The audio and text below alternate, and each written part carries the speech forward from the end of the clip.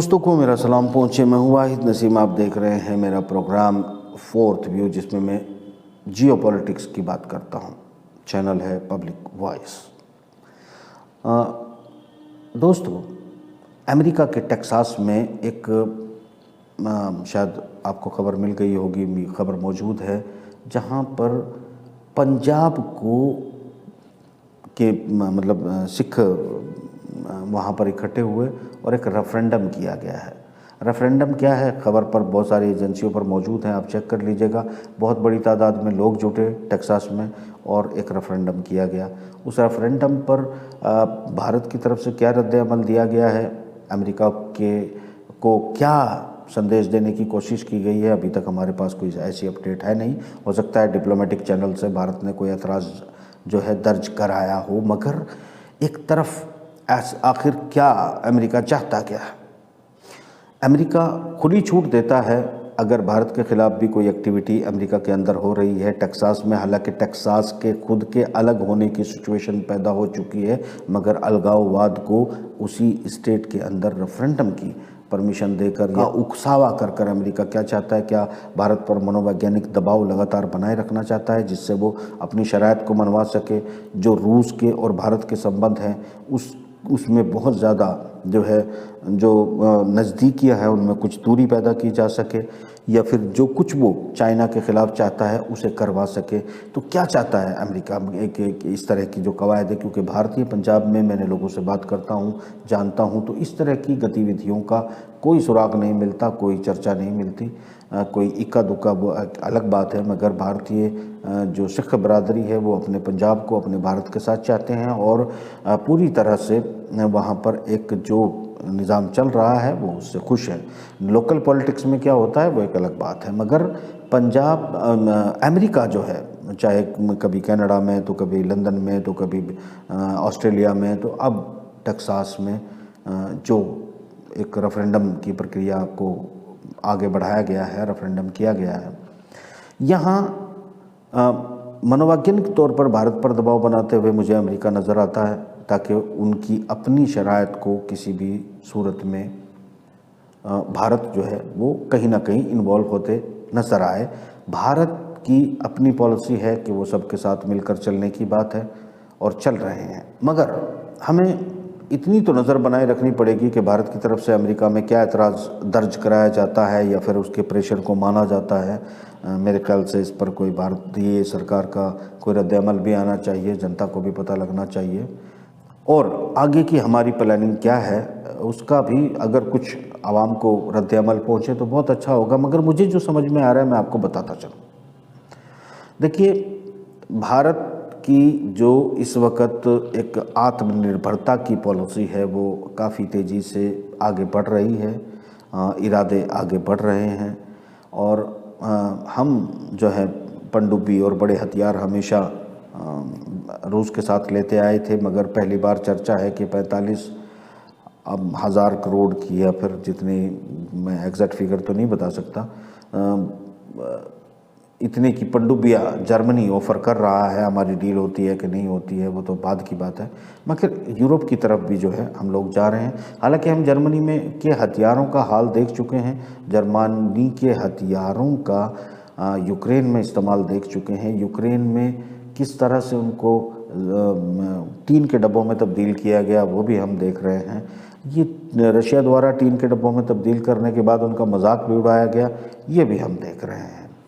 अब इसके पीछे यानी जो दबाव की नीति होती है, टैक्टिक होती है, वो कूटनीतिक स्तर पर चलती रहती है, और उसी की वजह से ये एक्टर्स पैदा किए जाते हैं, और एक्टर्स अपने आकाओं के आदेश पर ही एक्ट करते हैं।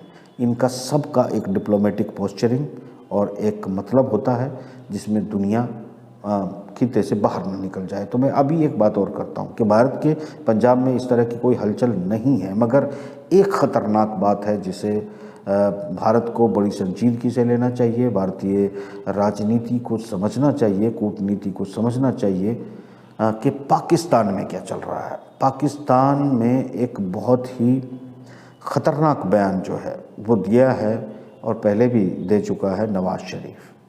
नवाज़ शरीफ इस वक्त ये कोशिश कर रहा है कि पंजाबी अलग हैं और KPK जो स्टेट पहले से ही वहाँ पर आतंकवाद के या अलगाववाद के शिकार हैं, उन सब में एक कोशिश कवायद की जा रही है पख्तूनों के ख़िलाफ़ या बलोचों को कि ये तुम अलग लोग हो, तुम लोग जो है कोई अहमियत नहीं है तुम्हारी, और पंजाब पंजाब है और पंजाबी पंजाबी है।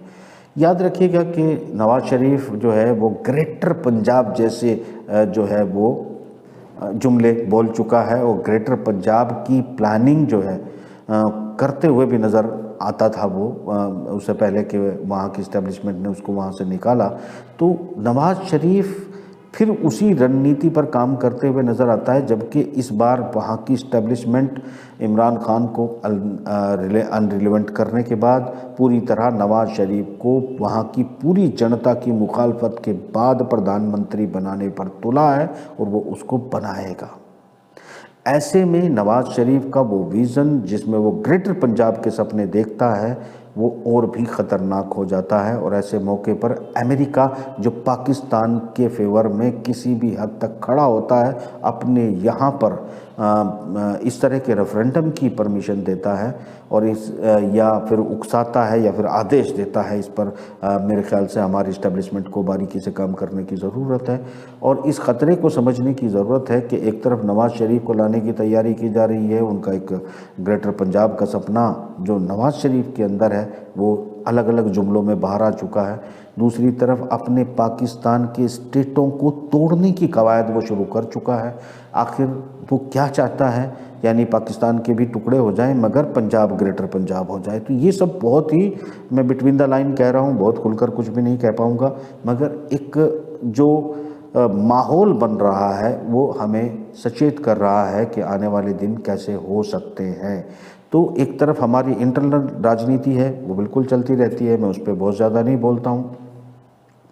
विदेश नीति पर मुझे बोलने की ज़रूरत इसलिए है कि हमको या हम में से कुछ लोगों को जो डिप्लोमेसी में रुचि रखते हैं या विदेश नीति में रुचि रखते हैं उनको थोड़ा बहुत अपडेट कर सकूं। तो मैं आपको ये बता दूं कि रशियन एजेंसी आज अपने लेख में ये कहती है कि भारत के जो जहाज़ हैं, यानी भारत के जो तेल आयात है, एनर्जी आयात है, जिसका 40% लगभग रूस से पूर्ति हो रही थी, वो हौथियों ने नहीं रोका है और अपने निजी जहाज़ जो भारत के हैं वो मालवाहक जो तेल लेके आते हैं टैंकर, वो उनकी आवाजाही बदस्तूर जारी रही है, जिसमें रूस ने हौतीस और ईरान के ज़रिए हौतीस का सहारा लिया और भारतीय जहाज़ों को सेव किया। ये दावा रशियन एजेंसी का है, मेरा नहीं है। दूसरी तरफ हम INS भेज देते हैं उन लोगों के लिए। देखिए वो लोग जो 22 लोगों का अमला भारतीयों का है, वो जहाज़ भारतीय नहीं है, उसकी मिल्कियत भारतीय नहीं है, नौकरी भारतीय करते हैं, चलाते भारतीय हैं। तो हम कोई भी बार्गेनिंग किसी भी भारतीय नागरिक के तरीके से करें तो मेरे ख्याल से बेटर होगा, क्योंकि ईरान हमारा दोस्त अभी तक है और रशिया हमारा दोस्त अभी तक है। रशिया और ईरान से बातचीत करने के बाद भारतीय नागरिकों को वापस लाया जा सकता है, वो भी बिना हौतीस के साथ टकराव के। और अगर हम जो है टकराव की स्थिति में जाते हैं तो फिर दुनिया में ये पोस्चरिंग जाएगी कि हम इजराइल और ब्रिटेन और अमेरिका के साथ इसमें शामिल हो रहे हैं, क्योंकि रूस की एजेंसी का ये पोस्चर यानी ये खबर शाये करना कि रशिया टुडे ने बाकायदा इस पर लिखा है, जिन्होंने कहा कि हम अब जो भारतीय जहाज़ हैं उनको सेव करते हैं, यानी सेविंग, भारतीय जहाज़ यहाँ से निकल जाते हैं, यानी भारतीय मिल्कियत वाले जहाज़ों को लाल सागर में कोई ख़तरा नहीं है। ख़तरा सिर्फ ब्रिटेन के, यूरोप के या इजराइल से समर्थित देशों के जो भी एक्टिविटी है उनको ऊपर वो हमला कर रहे हैं। और आज भी उन्होंने अमेरिका के युद्धपोत पर हमला किया है और बड़ा हमला किया है, ये दावा कर रही है हौतीस। और इस गाज़ा के अंदर भी स्थिति ये है कि दक्षिण गाज़ा में बाकायदा टैंकों को उड़ाया गया है, पत्थरबंद गाड़ियों को उड़ाया गया है, आमने सामने की टक्कर जारी है। इधर हिजबुल्लाह पूरी तैयारी कर रहा है और हिजबुल्लाह के साथ लड़ने की, एस्केलेट करने की इजराइल भी पूरी तैयारी कर रहा है।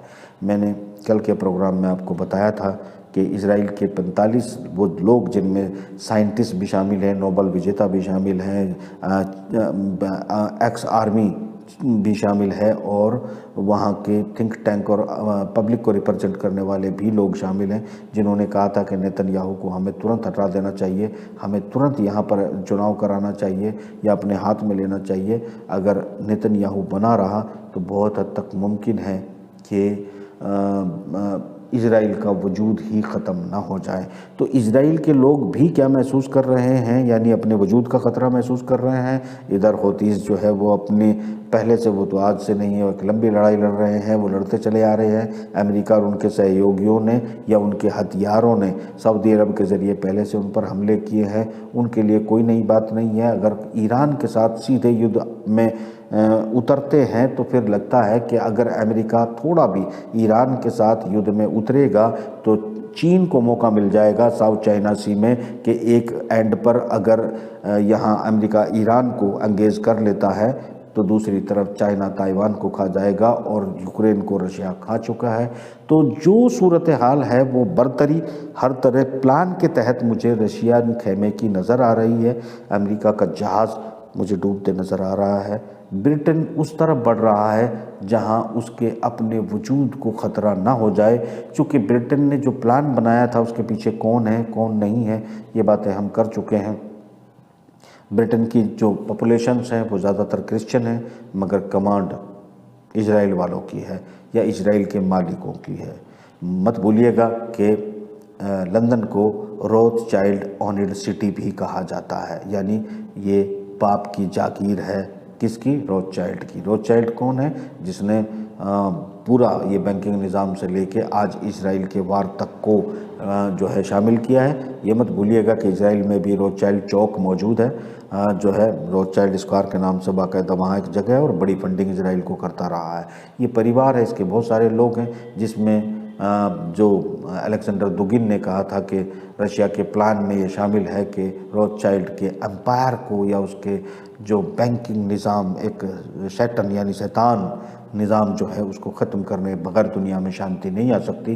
तो ये हम ये मानते हैं कि जो हथियारों की सूरत है, यानी ब्रिटेन के पास मिसाइलों की कमी हो चुकी है। हालांकि अमेरिका ने अपने परमाणु वाहक वहाँ पर उतार दिए हैं, मगर ये मत भूलिएगा कि मैं आज 2 साल पहले आपको बता चुका हूँ कि सीरिया में ऑलरेडी जो है जहाज़ परमाणु लेकर तैयार हैं रशिया के, और 3 जहाज़ उन्होंने पहले उतारे थे, जिसकी मैं 2 साल पहले रिपोर्ट कर चुका हूँ। ये जहाज़ों का उतरना और वहाँ पर परमाणु ऑलरेडी तैनात होना, मीडिया में इसकी चर्चा नहीं होने से वो परमाणु ख़त्म नहीं हो जाते और खुद लंदन इजराइल के वजूद के ख़तरे कम नहीं हो जाते। यहाँ युद्ध अगर एस्केलेट होता है, पूरी तरह से ईरान के साथ टच में आता है, तो समझ लो ताइवान भी गया। और ये आग कहीं भारत को अपनी चपेट में न ले ले। भारतीय राजनीति को, भारतीय डिप्लोमेसी को अलर्ट करने की मैं कोशिश कर रहा हूँ। हालांकि आपके पास सब इनपुट होते हैं, सारी चीज़ें आपके पास होती हैं, मगर देश मेरा है, जनता मेरी है, फ़िक्र मुझे भी है, फ़िक्र आपको भी होगी। तो खैर, अपना भी ख्याल रखिए, देश का भी ख्याल रखिए, कूटनीति का और डिप्लोमेसी का भी ख्याल रखिए। मैं इस वक्त इजाज़त लेता हूँ। कल फिर कोशिश करूँगा कि कुछ नई बात जो इससे मैं प्रोग्राम में नहीं कह पाया आपको आगाह करूँ। इजाज़त दीजिए।